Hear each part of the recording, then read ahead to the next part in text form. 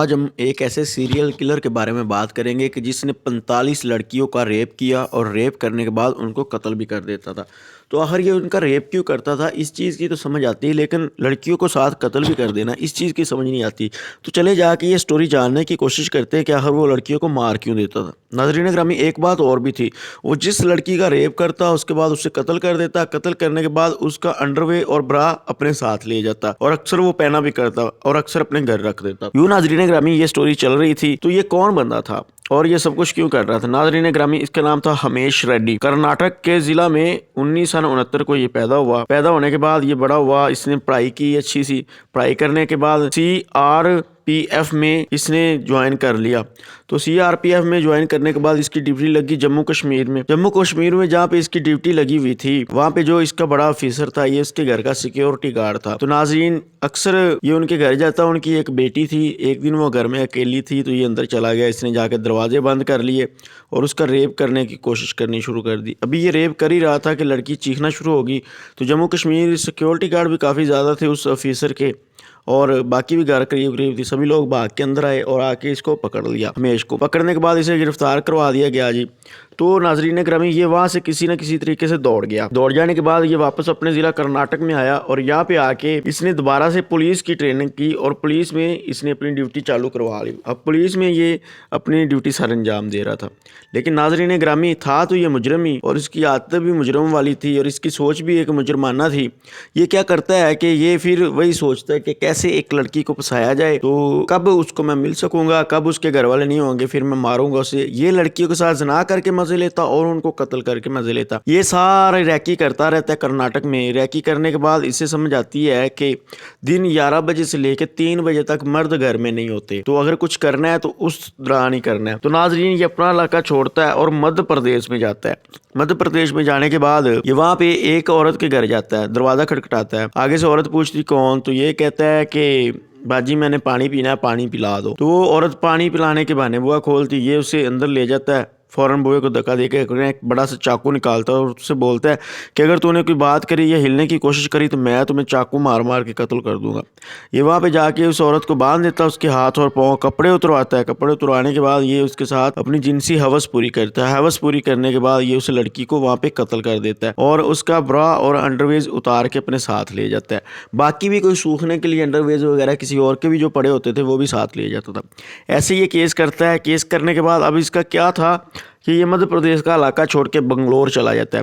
اب بنگلور میں بھی جا کے یہ سبھی کچھ نوٹس کرتا ہے۔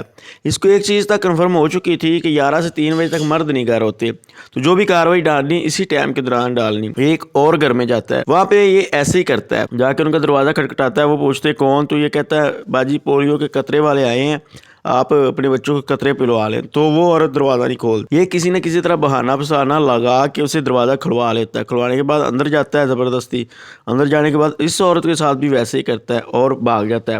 وہاں سے بھاگ کے ایک اور ضلع میں چلا جاتا ہے۔ ناظرین اب یہ اور ضلع میں جا رہا ہوتا ہے تو اس ضلع میں ابھی یہ انڈر ہوا ہی تھا انٹر، کہ وہاں سے ایک لڑکی آ رہی تھی 37 سال کی ودوا۔ تو ناظرین یہ 37 سال کی جو ودوا آ رہی تھی یہ اسے پکڑتا ہے، اس کے پکڑنے کے ساتھ زنا کرتا ہے اسے۔ زنا کرنے کے بعد یہ کھیتوں میں زنا کر رہا تھا کیونکہ وہ رستے سے جا رہی تھی۔ زنا کر کے جب یہ نکلنے لگتا ہے، اس کو قتل کرنے لگتا ہے، تو قریب تھا کہ اسے لوگ پکڑ لیتے، اس لیے یہ بھاگ جاتا ہے، اس کے قتل نہیں کرتا، چھوڑ کے ایسے ہی بھاگ جاتا ہے۔ تو ناظرین وہ لڑکی کی جان بچ جاتی۔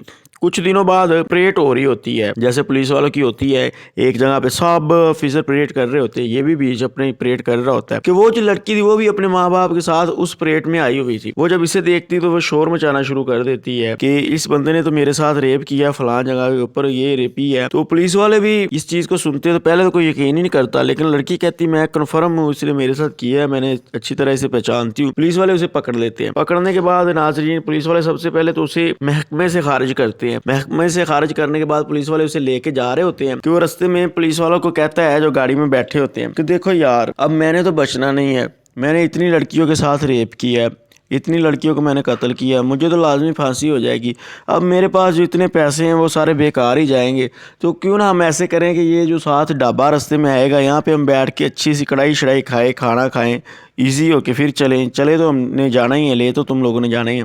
پولیس والے جو تھے ویسے بھی اس کے کولیگ تھے، وہ مان جاتے ہیں۔ یہ بابا جی ادھر جاتے ہیں ہوٹل میں، وہاں پہ سارے کھانا شانا کھاتے ہیں کہ کھانا کھانے کے بعد کہتا ہے مجھے واش روم آیا ہوا ہے. پولیس والوں کو یہ آہستہ آہستہ بھروسہ جیت چکا تھا. وہ بھی کہتے ہیں چل ٹھیک ہے کرا. تو یہ واش روم کرنے کھیتوں میں جاتا ہے. تو وہ کوئی خاص روڈ چالو تو تھا نہیں, وہاں پہ ایک ہی ہوٹل تھا, اس کے دائیں بائیں ساری کھیتیں ہی تھی. تو یہ وہاں سے فنش ہو جاتا ہے, بھاگ جاتا ہے. تو اب پولیس والے حیران رہ جاتے ہیں کدھر گیا. خیر یہ وہی علاقہ چھوڑ دیتا ہے, دوبارہ پھر آتا ہے مدھیہ پردیش میں. مدھیہ پردیش میں یہ آتا ہے اور آ کے پھر اب اپنا نیا شکار ڈھونڈنا شروع کر دیتا ہے. شکار ڈھونڈ رہا ہوتا ہے کہ ایک گھر کا اسے پتہ چلتا ہے کہ اس گھر میں کوئی بھی نہیں ہوتا ہے اس ٹائم, یہ بڑا سنسان گھر ہوتا ہے. اس گھر میں جاتا ہے, جا کے دروازہ کھٹکھٹاتا ہے. آگے سے ایک عورت دروازہ کھولتی ہے.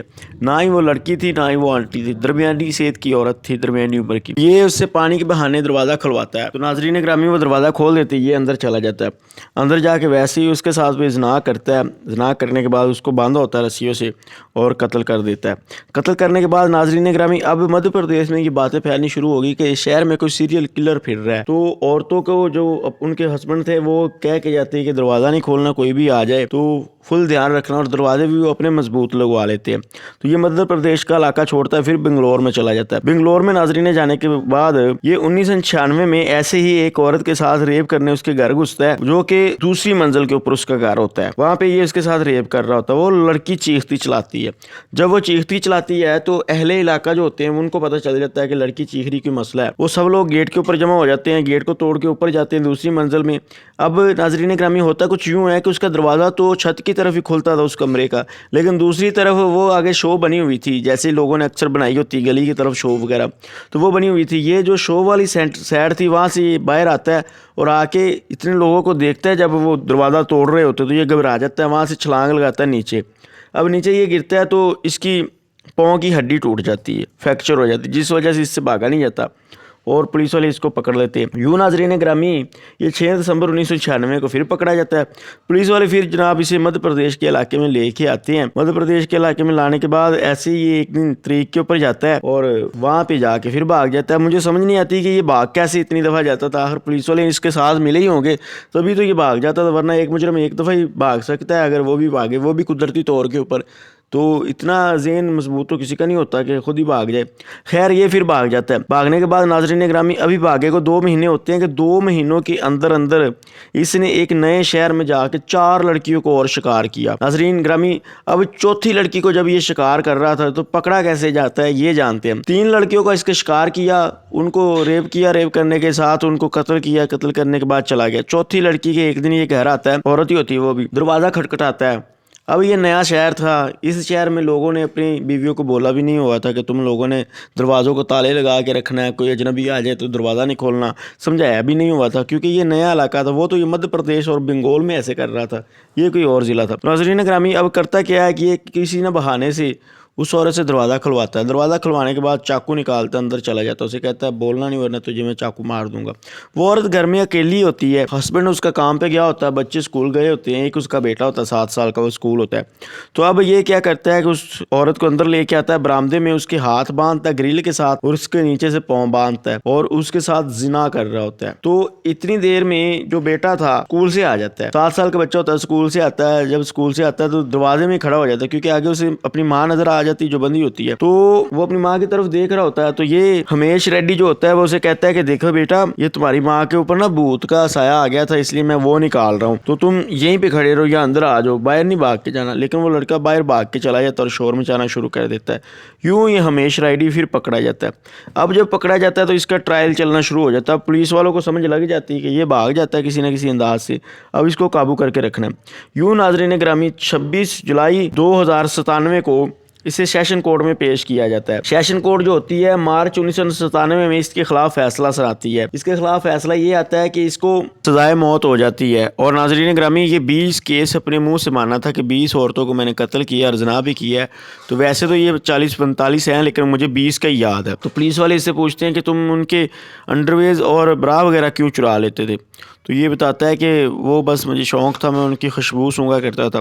تو پولیس والے اس کے گھر جاتے ہیں, اس کے برا وغیرہ بھی ضبط کر لیتے ہیں. اور عدالت نے جب اس کو سزا دی تو سزائے موت دی تھی. تو ساتھ میں یہ عدالت سے اپیل کرتا ہے کہ میری ماں بیمار تھی, میں ان کو پیسوں کی خاطر یہ سب کچھ کرتا تھا کہ میں نے اپنی ماں کا علاج کروانا ہے، لیکن عدالت آگے سے کہتی ہے کہ پیسوں کی خاطر تم کرتے تھے تو ان کا زنا کیوں کرتے تھے؟ زنا کرنے کے بھی تمہیں پیسے ملتے تھے، چلو تم کپڑے تو ان کو چراتے تھے، یہ سمجھ آ جاتی ہے، یہ قتل کرتے تھے کہ پیسے گھر سے لوٹ لوں گا، یہ بھی سمجھ آتی ہے، لیکن زنا کیوں کرتے تھے؟ اس لیے سیشن کورٹ اس کی پھانسی کو برقرار ہی رکھتی ہے۔ اور ناظرین گرامی، یہاں پہ میں آپ لوگوں کو بتاتا چلو 20 کیس وہ خود مانا تھا، 40 سے 45 کیس ٹوٹل اس نے کیے تھے، لیکن عدالت میں صرف 9 کیس پہنچے۔ 9 کیس میں لڑکیوں کو ریپ بھی تھا، جس میں 7 لڑکیاں قتل تھی، صرف 2 لڑکیاں بچی ہوئی تھی۔ ایک وہ جو رستے میں جا رہی تھی، اس نے پکڑ کے اسے زنا کیا تھا اور لوگ آ گئے تھے، اور ایک یہ جو ابھی باندھ کے جس کے ساتھ زنا کر رہا تھا تو اس کا بیٹا آ گیا تھا۔ یہ 2 لڑکیاں بچی تھیں، ان 2 لڑکیوں کی وجہ سے ان کی شہادتیں لگتی، سب کچھ ہوتا ہے، تو اس کو ساتھ میں جرمانہ بھی 2.5 لاکھ روپے کا ہوتا ہے۔ ناظرین میں بات کر رہا ہوں 1997 کی، تب کا 2.5 لاکھ بہت زیادہ بنتا ہے۔ یوں ناظرین گرامی، یہ ہائی کورٹ میں اس فیصلے کو چیلنج کر دیتا ہے۔ ہائی کورٹ میں 28 فروری 1998 کو اس کا کیس چلنا شروع ہو جاتا ہے۔ ہائی کورٹ بھی جب صورا کیس سنتی تو وہ بھی اس کی سزا برقرار ہی رکھتی، اس کو پھانسی رکھتی۔ یوں ناظرین گرامی 4 مارچ 2002 کو یہ ہائی کورٹ سے بھی پھانسی کی سزا لے کے باہر آ جاتا ہے۔ اب کیا کرتا ہے کہ اب یہ کیس اپنا سپریم کورٹ میں پٹیشن دائر کر دیتا ہے۔ 14 اکتوبر 2007 کو سپریم کورٹ میں اس کی پٹیشن دائر ہوتی ہے اور یہ کہتا ہے کہ میں بے گناہ ہوں، مجھے بسایا جا رہا ہے وغیرہ وغیرہ۔ تو جب سپریم کورٹ پورا اس کا کیس سٹڈی کرتی ہے تو وہ بھی اس کی سزا برقرار رکھتی ہے، اسے سزائے موت ہی دی جاتی ہے اور 2.5 لاکھ روپے جرمانہ بھی ہوتا ہے۔ جو چھوٹی عدالتوں نے سزا برقرار رکھی ہوتی ہے وہی رکھتی ہے۔ ناظرین گرامی، اب کیا ہوتا ہے، اب یہ جو ہوتا ہے وزیر اعظم بڑا عہدیداران ہوتے ہیں، وہاں پہ اپیل کرتا ہے، وہ اپیل پھر جاتی سپریم کورٹ میں۔ یوں 1 فروری 2011 کو یہ سپریم کورٹ میں پھر اپیل چلی جاتی ہے اور اس کا فیصلہ آتا ہے 7 مئی 2012 کو۔ فیصلہ یہ آتا ہے کہ 2 جج ہوتے ہیں، 2 جج کا بینچ ہوتا ہے۔ ایک جج جو ہوتا ہے وہ کہتا ہے کہ نہیں، اسے عمر قید کرنی چاہیے، دوسرا جج کہتا ہے کہ نہیں، یہ اتنا بڑا کرمنل ہے، اسے سزائے موت دینی چاہیے۔ خیر ان کے درمیان فیصلہ نہیں ہو پاتا تو تیسرے جج کو بیچ میں شامل کرنا پڑتا ہے، تو 2 جج کی رائے یہ ہو جاتی ہے کہ اس کو سزائے موت ہی دینی چاہیے، اور ایک جج کہتا ہے کہ نہیں، عمر قید۔ یوں اس کو سزائے موت ہو جاتی ہے اور اب بھی اندر ہے۔